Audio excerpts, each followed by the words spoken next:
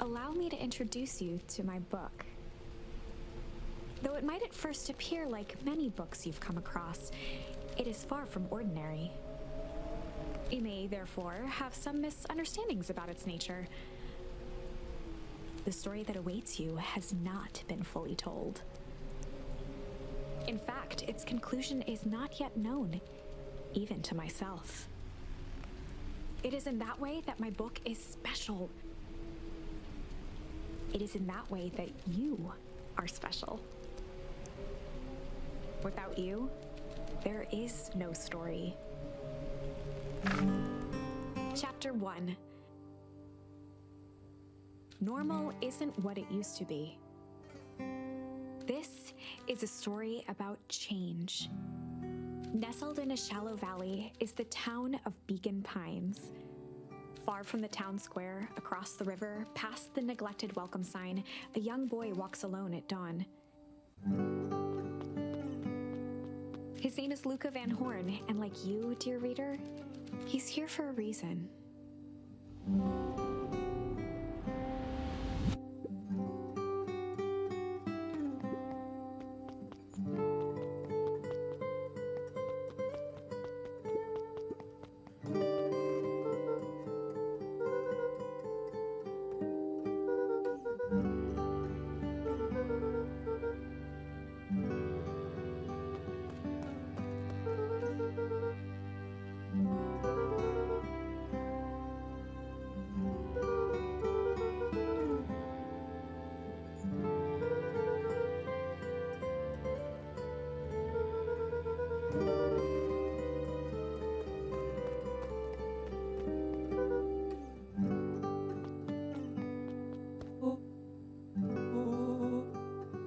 Rollo was Luca's closest friend. He possessed many fine qualities, but subtlety was not one of them.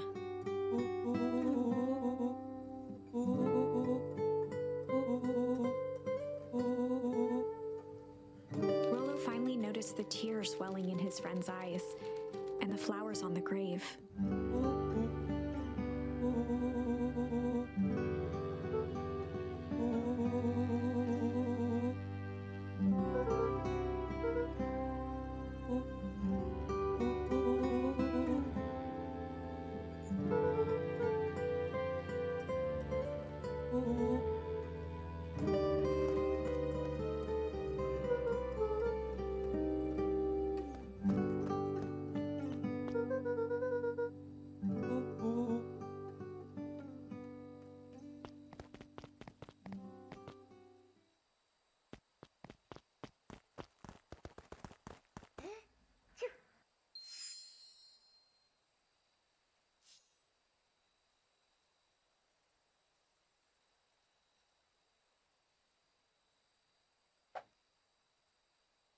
Wonderful!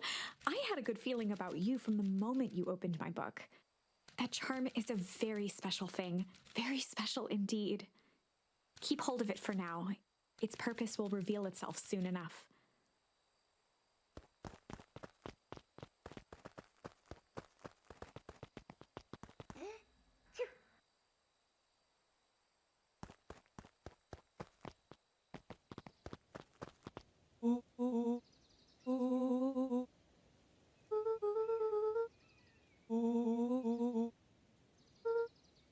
Rollo looked to the side suspiciously.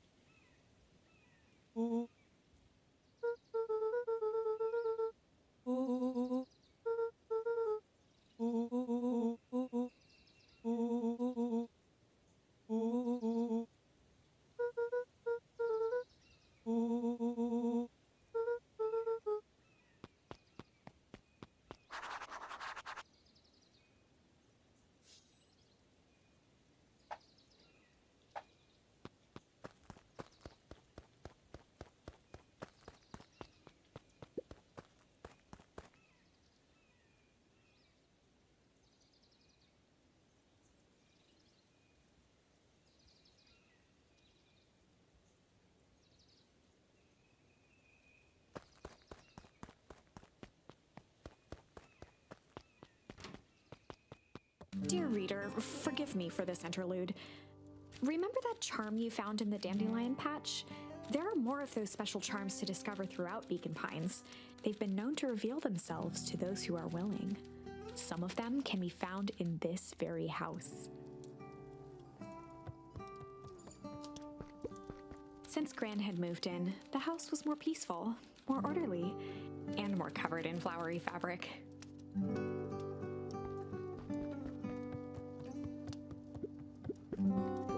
One of his father's old stethoscopes. Luca had spent countless hours listening to anything and everything with it. Not for years, though.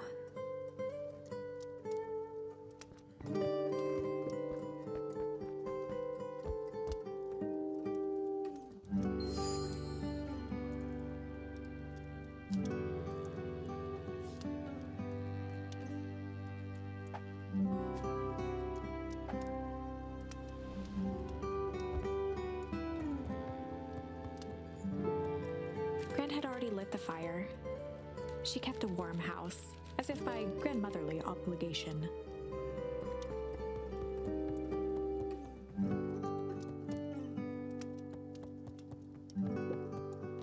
Just some dusty knickknacks.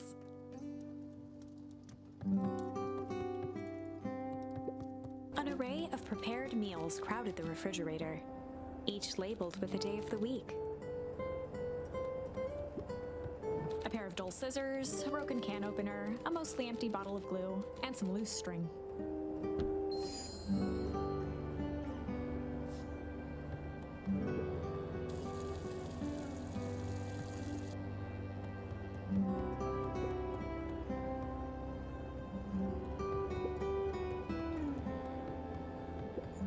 The only piece of furniture Gran had brought when she moved in was an old hutch.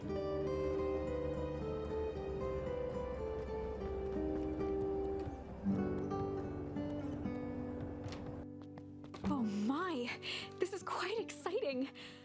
I am now certain that you are the one I've been waiting for all these years. You'll recall I was a bit coy regarding the use of charms earlier. Excuse me, I tend to have a flair for the dramatic. You are about to encounter your first turning point. There are certain times in this tale when everything hinges on a single word. Step forth, dear reader. On the other hand, I suppose there's no reason to rush things. Gran will be waiting when you return.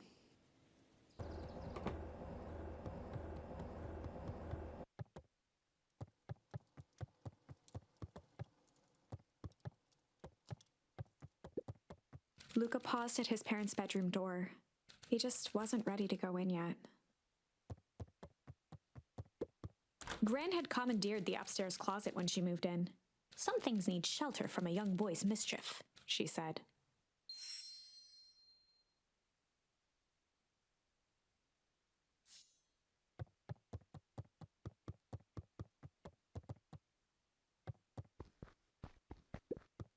Luca tossed on his favorite old sweater. Even though it was the first day of summer, a chill still hung in the air.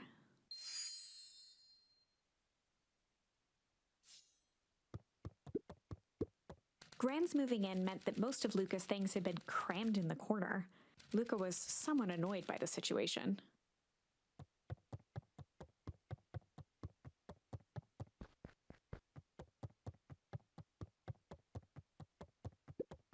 Gran's bed was undisturbed. Luca didn't mind that she had a habit of falling asleep in front of the fireplace.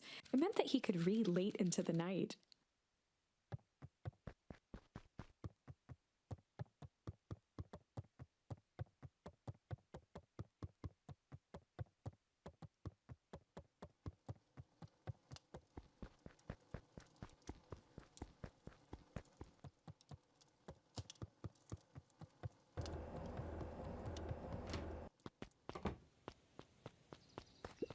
A sturdy old wheelbarrow. Young Luca would spend hours hiding in the bushes, waiting for a chance to jump out and startle his mother. She always enjoyed humoring him by feigning terror.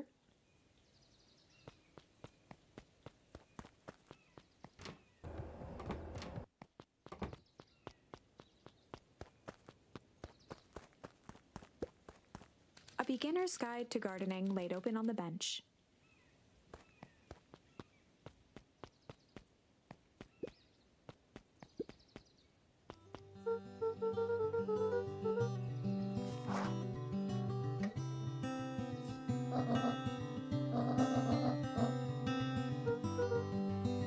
The less Gran knew, the better for everyone involved.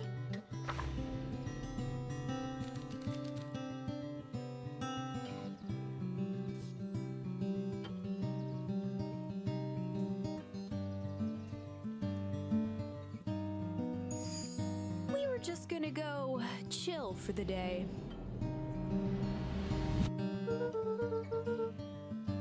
The best lies are built on truth.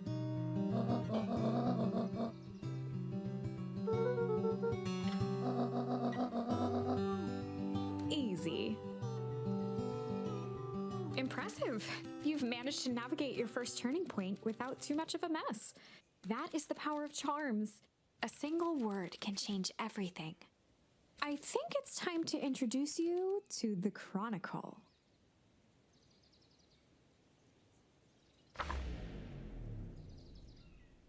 The Chronicle is a record of the decisions you've made. You can see the turning point which has been revealed. At any time, you can use the Chronicle to go back and invoke different charms, creating new branches. Luckily for us, this is the one and only turning point where the charms won't dramatically alter fate.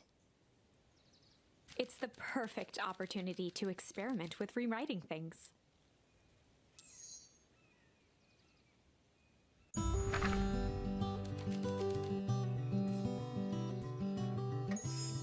We were just gonna go hide for the day.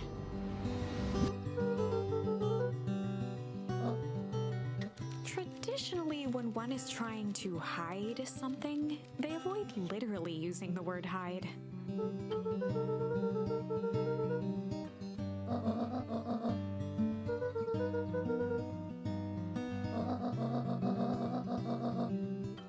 All's well that ends well.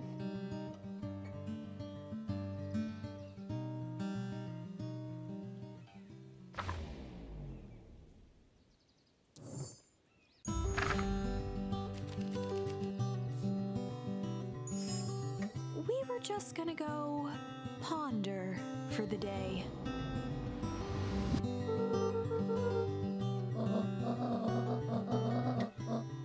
This was Luca's chance to sell his alibi.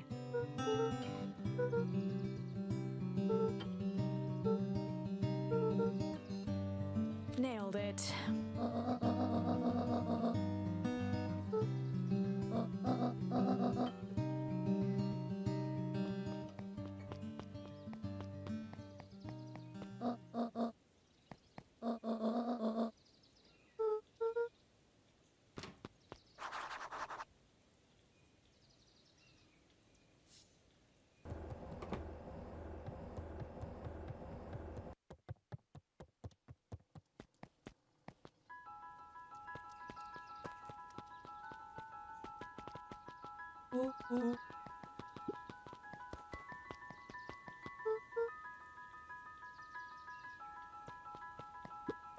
For a town that saw few visitors, the welcome was perhaps more grand than necessary.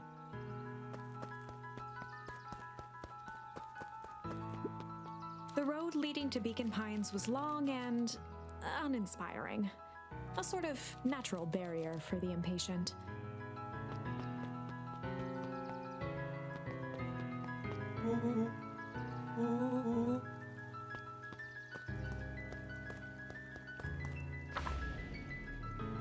Chapter 2. Welcome to Beacon Pines. For many years, this valley had been a small mining outpost. It wasn't until Sharper Valentine built his fertilizer company that Beacon Pines was established. Over the next 30 years, the town had grown and prospered, until the foul harvest and his sudden death. In the 6 years since, everyone was simply trying to get by.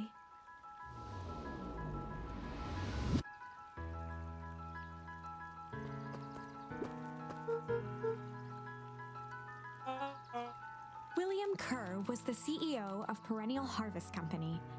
He had become a fixture around town over the past few years.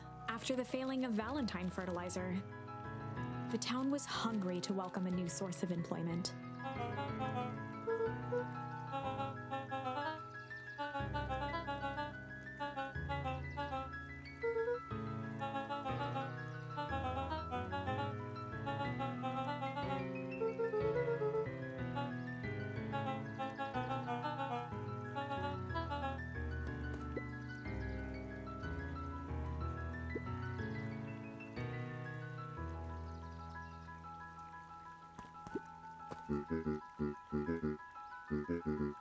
Mayor Augustus Valentine was not busy.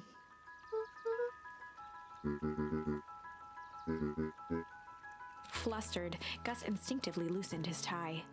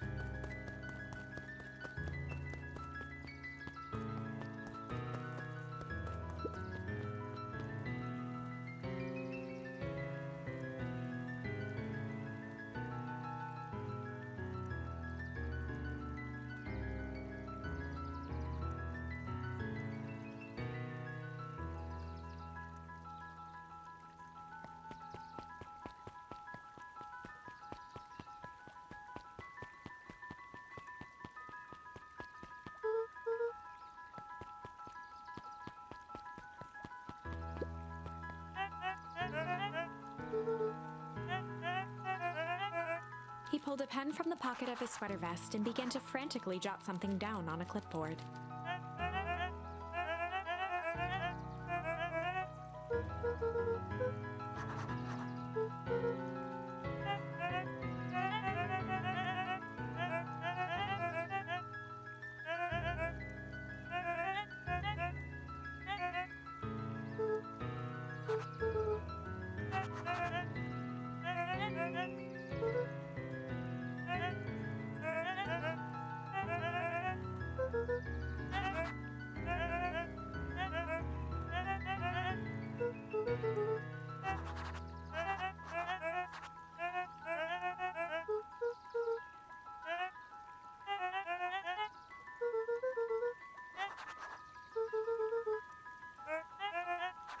Pete stopped scribbling and glanced up from the clipboard.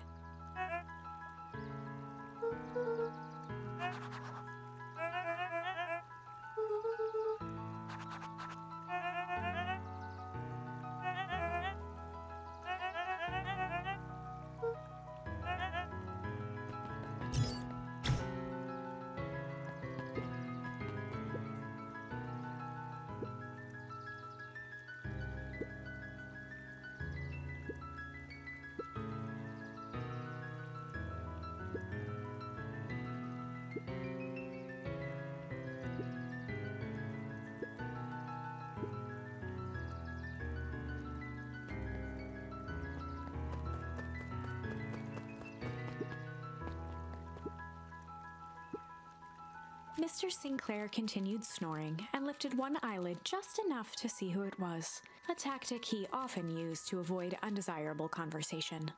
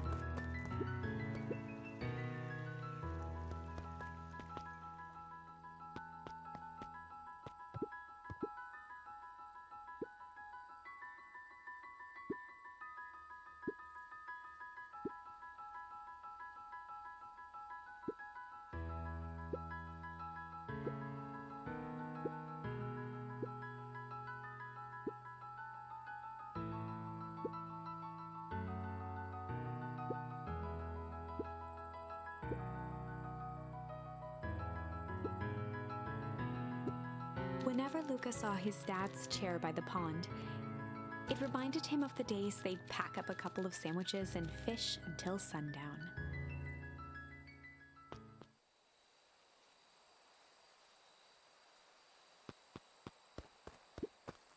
Luca opened the tackle box and picked the perfect bait.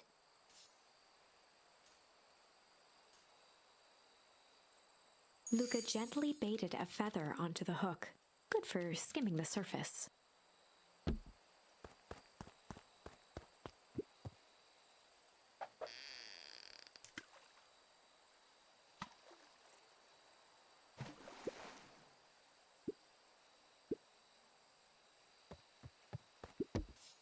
Luca gently baited a good for skimming the surface.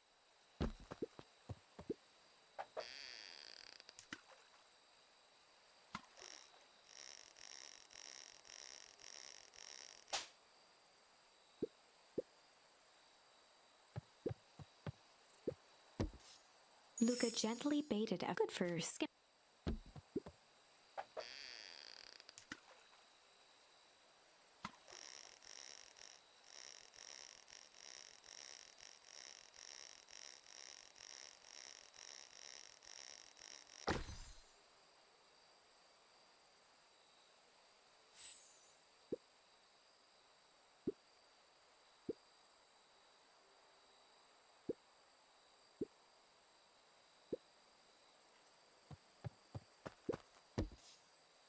Luca tied a shoestring to the hook. What fish could resist a nice shoestring?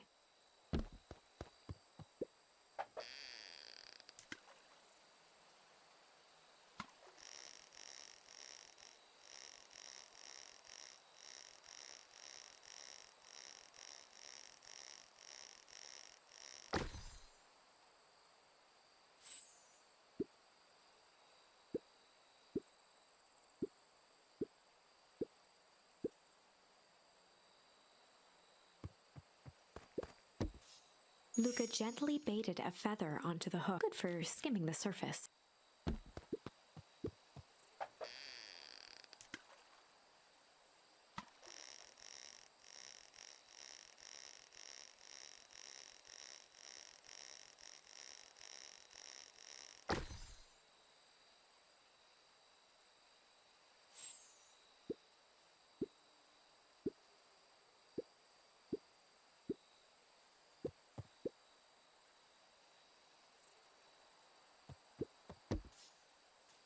Luca tied a shoestring. What fish could resist?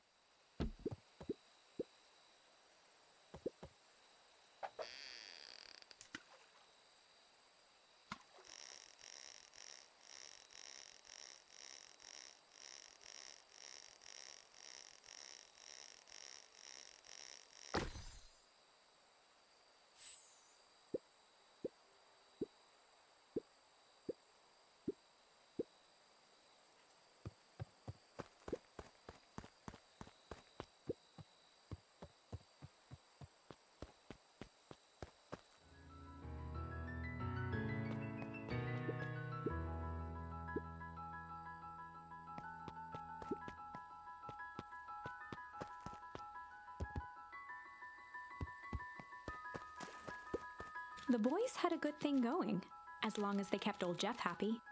They had an endless source of precious materials to add to the treehouse.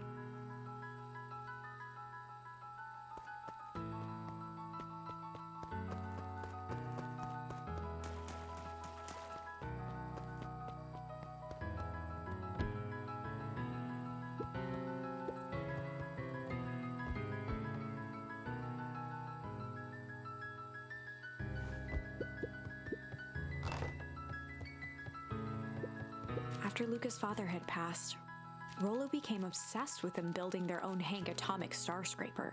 It was some time before Luca realized it was Rollo's way of keeping him occupied.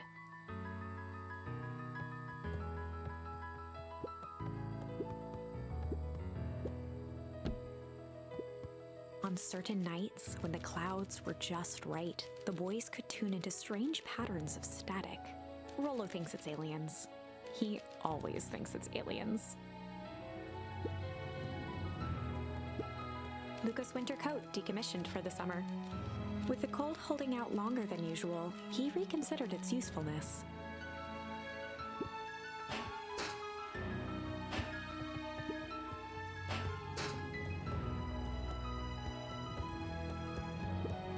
Luca looked up at the satellite dish. Rollo nearly killed himself putting that up into the tree.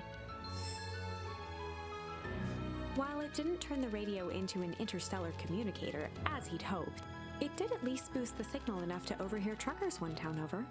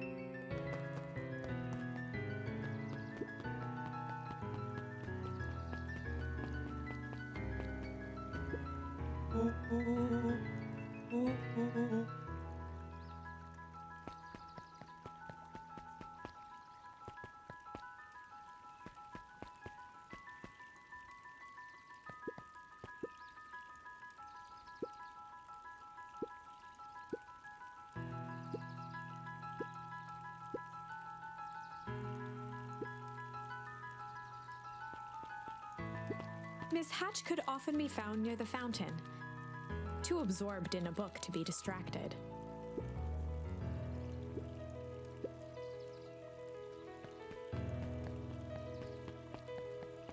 Holden Wilder ran the local paper of record, the Beacon Beacon.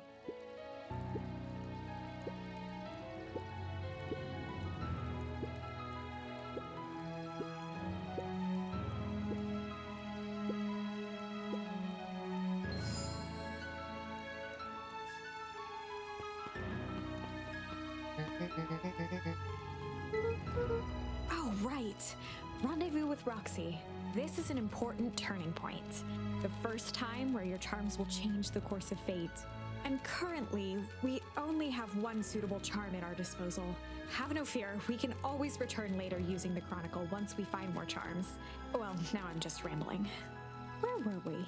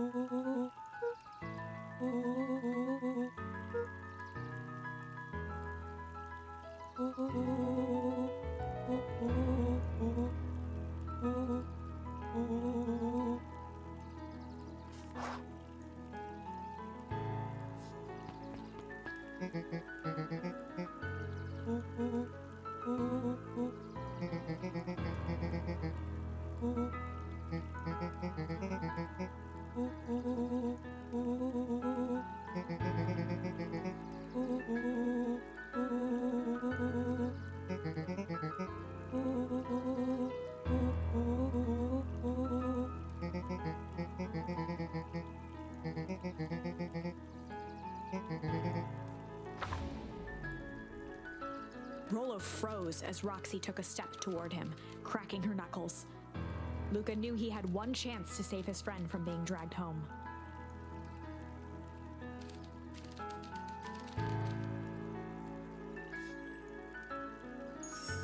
In the past, he found the best way to deal with an enraged Roxy was to be a little chill.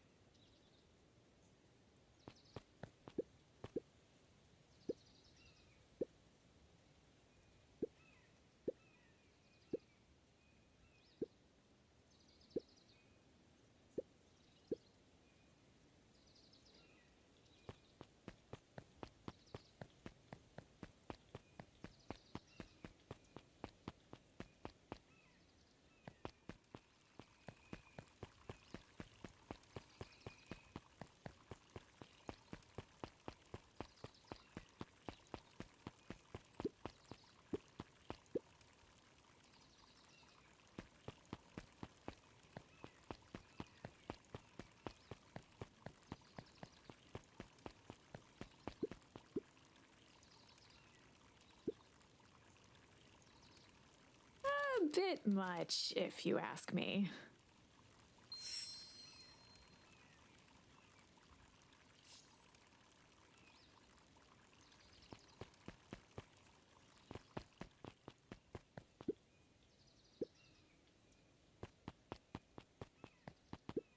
Jeff's hardware closed down about a year ago. The effects of the foul harvest stretched wide. When there are no crops in the field, tractors don't need fixing.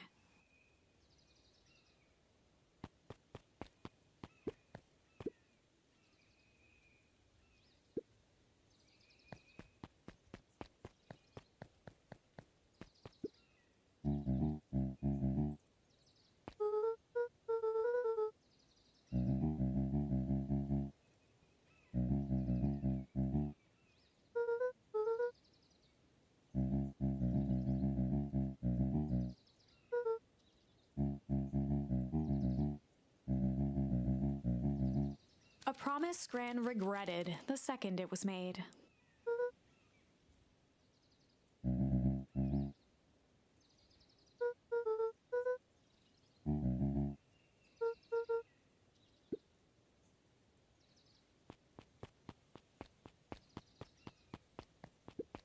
The phone booth was brand new, part of Perennial Harvest's Beacon Pines Reborn initiative. It didn't see much use.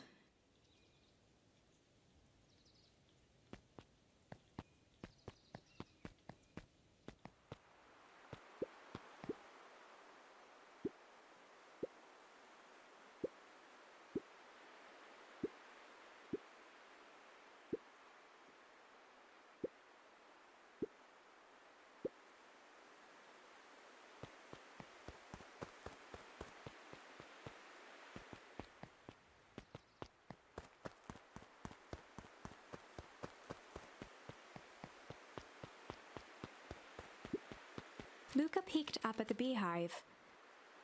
It appeared to be deserted.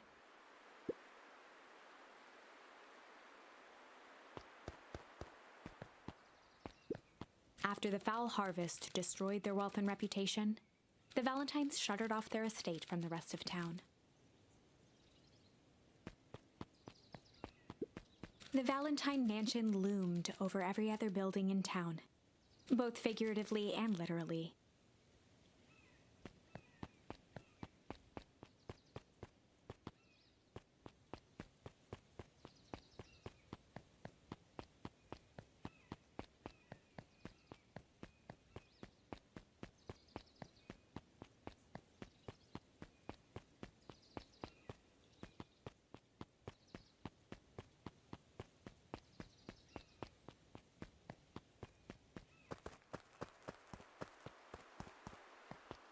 The path led into a small hollow at the edge of Weepwood.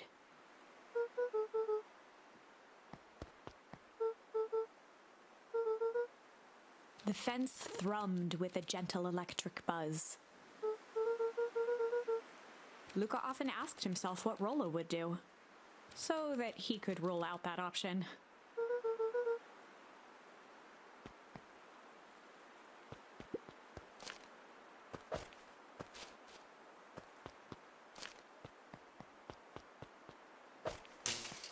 As sparks flew from the fence, the light atop that section shut off. 2 bulbs remained.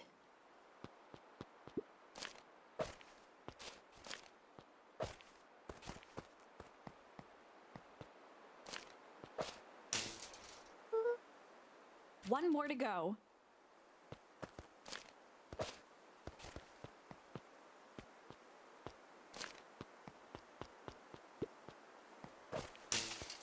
The fence's buzzing gave way to silence. Every kid in town knew the old Valentine fertilizer building. Long abandoned, the warehouse once served as the industrial heart of Beacon Pines. Now, it stood only as a reminder of things left behind. The dormant building showed strange signs of life. There was only one way to find out.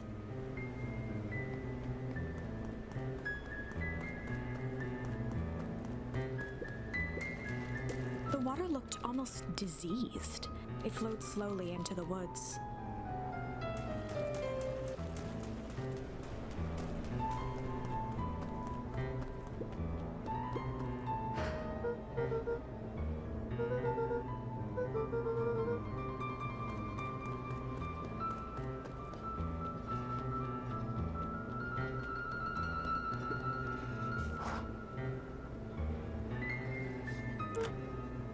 Luca thought he heard faint sounds coming from the other side of the door.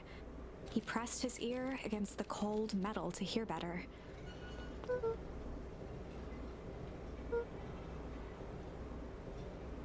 The sound of footsteps grew louder.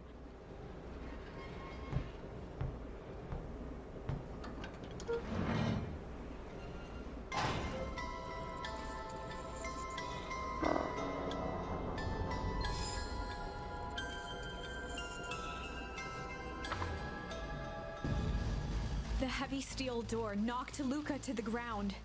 Disoriented, he looked up to see an imposing figure silhouetted in a green glow. It lunged toward him. He tried to scramble away, but felt a gloved hand latch onto his ankle.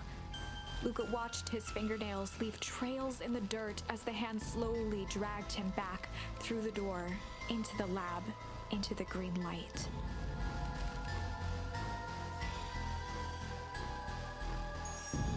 This is a story about change. It was far from the sort of change Luca imagined for himself. But change is, after all, a dangerous animal. The end? I probably should have warned you about this. There are many paths that our story can take. Most will end in tragedy, but don't let that discourage you. We will find the ending that this story deserves. I just know it. From here on out, a charm will have a check mark when it's been used to its full potential at a given turning point. Now, let's try something different.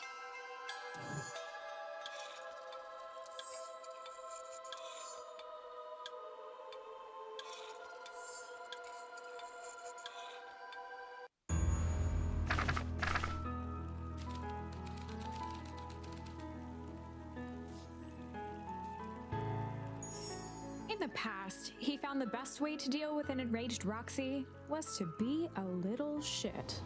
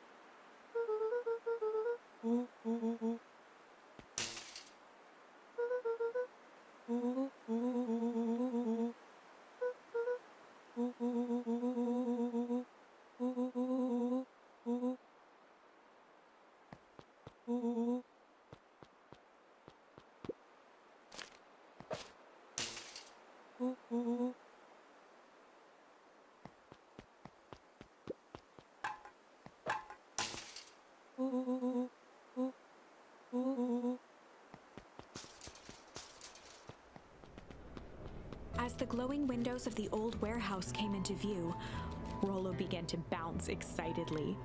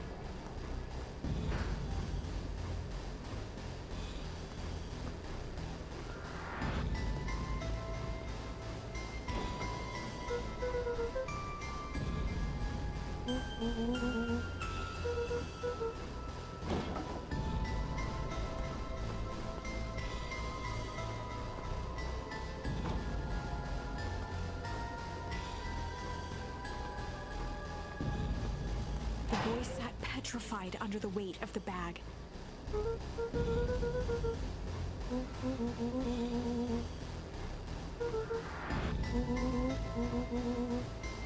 Rollo felt around at the large sack which burdened them. He snapped off a tag from just within a small zipper opening in the bag. Rollo held the badge up to a faint shaft of light within the dumpster.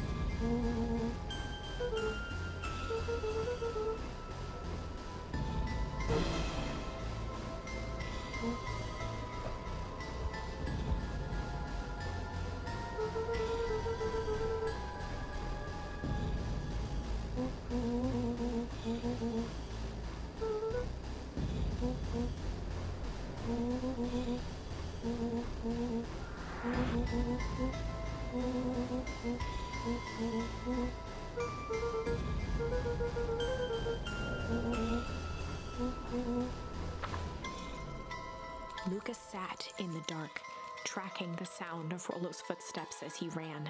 1, 2, 3. He pressed his ear to the dumpster wall, straining to hear Rollo's footsteps as they faded away. 15, 16, 17. He tried not to think about the contents of the dumpster as he counted. 35, 36, 37. The thick stench made it hard to breathe. Screw it, that's long enough. Luca carefully lifted the lid and peered out. Nothing. No sign of Rollo. No sign of the man in the yellow suit. Time to haul ass. Luca clambered from the dumpster, stumbling to his knees. He was up like a shot and running, sprinting toward home as fast as he could. Beacon Pines flew by, blurred by the tears that welled up in his eyes. He wouldn't remember getting home at all that night.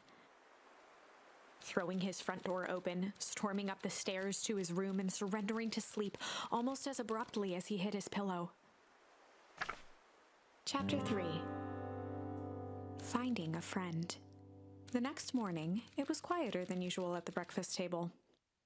Only the sound of silverware and chewing interrupted the awkward silence.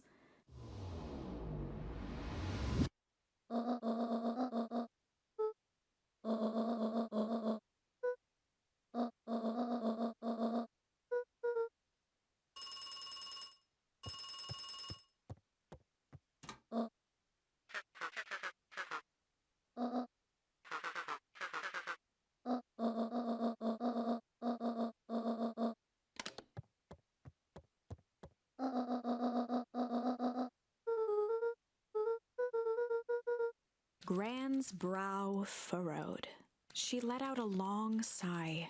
Her voice was quiet and even.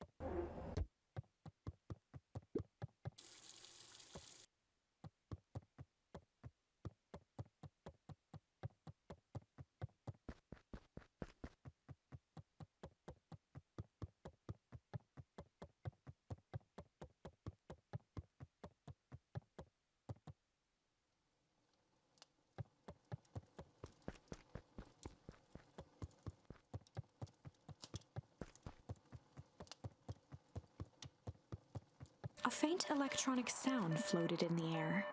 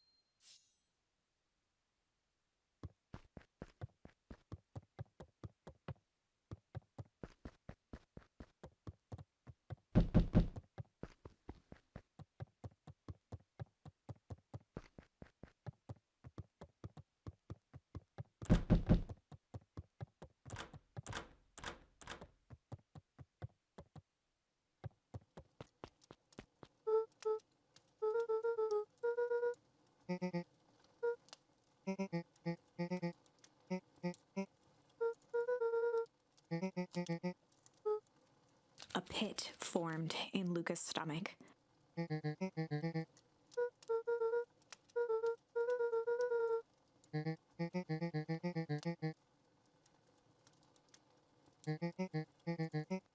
Luca's mouth felt dry.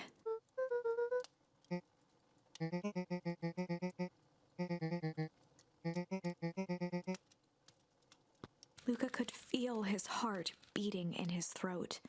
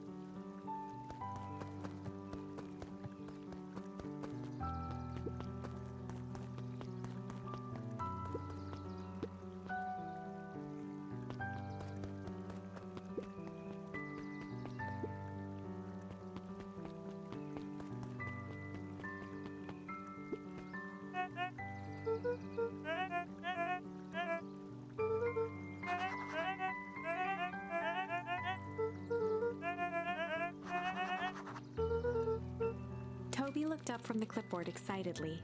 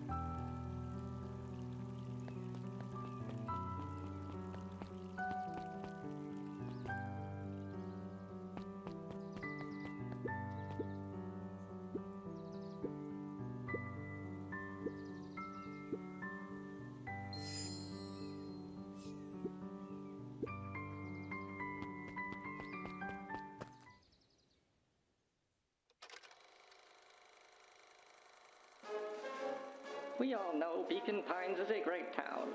What you may not know is great towns grow from mighty roots. And that is why you cannot tell the story of Beacon Pines without telling the story of one Sharper Valentine. Young Sharper's keen intellect and strong moral fiber led to a grand vision. A vision of a community dedicated to a better tomorrow. In his own words, a better tomorrow is within our grasp, but it requires a singular mind to harness it. Lucky for us, he decided to grow that vision here, in Beacon Pine. And how does one grow a better tomorrow? With fertilizer, of course. Valentine's Fertilizer Company became the lifeblood of a town yearning for purpose. But then tragedy struck, a scientific experiment gone wrong. An accident which took Sharper away from us far too soon. To this day, we struggle to pick up the pieces. But one foul harvest isn't enough to stop the people of Beacon Pines. The spirit of Sharper Valentine lives on. It lives in the hearts of everyone with a dream for a better tomorrow. Together, we will follow his example and grow a bountiful future. Paid for by the Valentine family and the Valentine Fertilizer Company Remembrance Fund.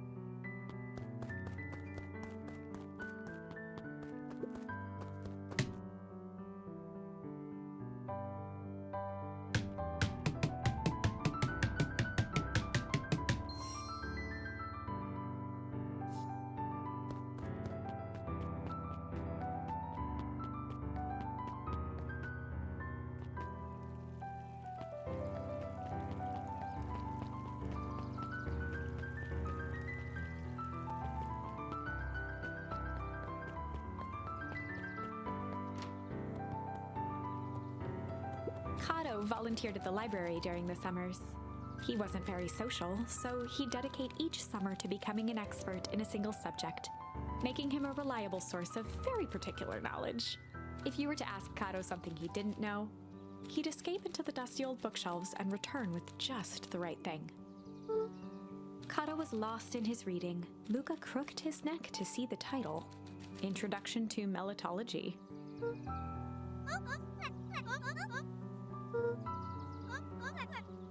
He gestured to the shelves.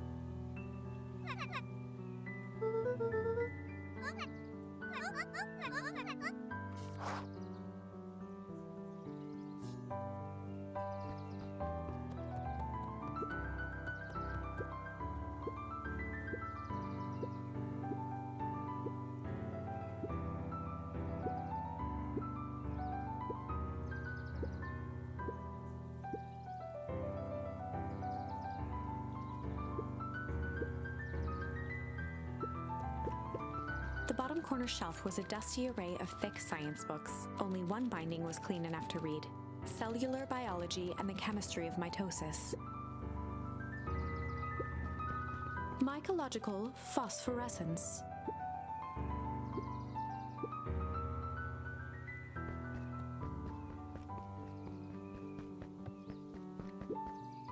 The entire top level of the library was devoted to comics, most of which were Hank Atomic and the myriad of lesser revered spin-offs.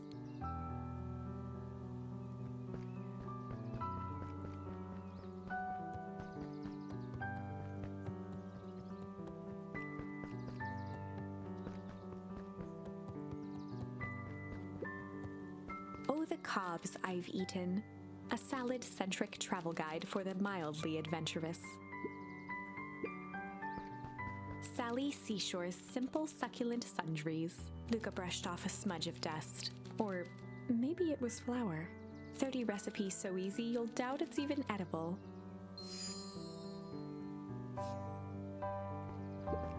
A peek behind the curtain. The methods and ruminations of Patrick C. Montesquieu.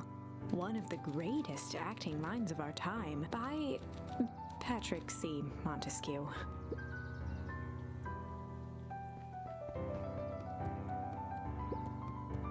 There were rarely any actual new additions, simply a variety of existing content rotated into the front display each week.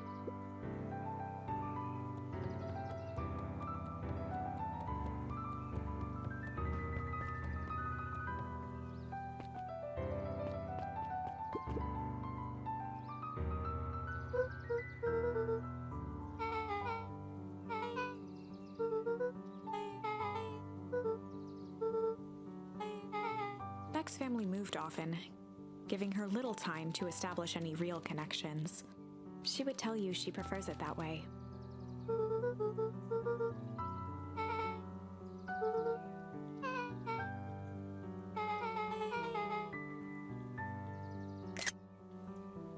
Luca shifted his feet uncomfortably.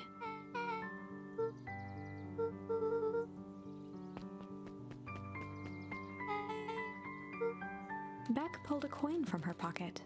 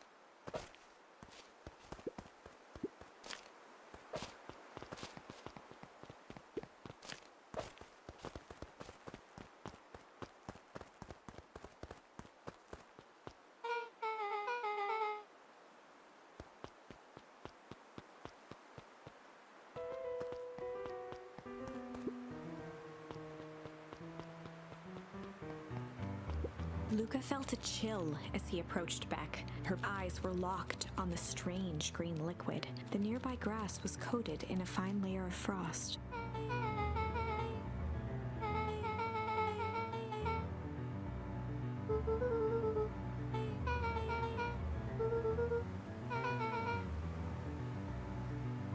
Luca watched as Beck dipped a broken tree branch into the goo. Beck's eyes widened as flowers grew from the dead wood. First small buds, which quickly bloomed into vibrant petals. As quickly as they had grown, the flowers began to shrivel and turn gray. Beck dropped the stick with a grunt of disgust.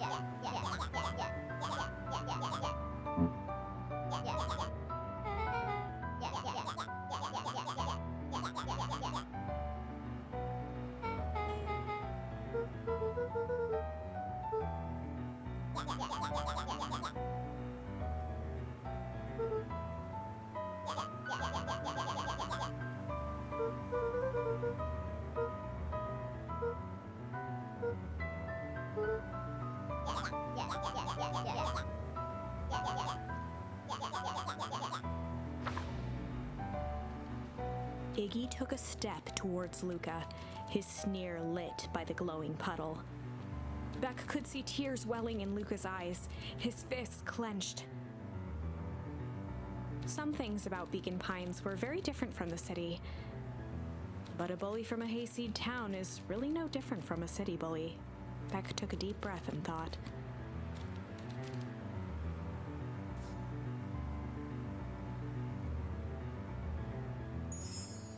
Well, time to bust out the tickles.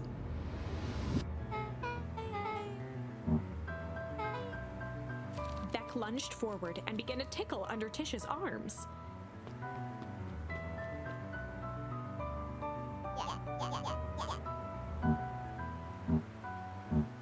Tears began to form in Tish's eyes as she gasped for breath between gales of laughter. Beck redoubled her efforts until Tish finally had had enough.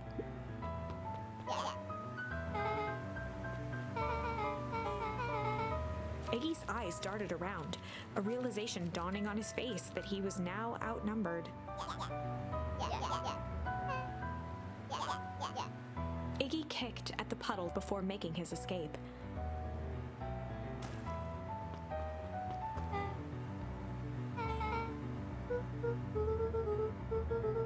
Beck shook the ooze out of her hair as best as she could.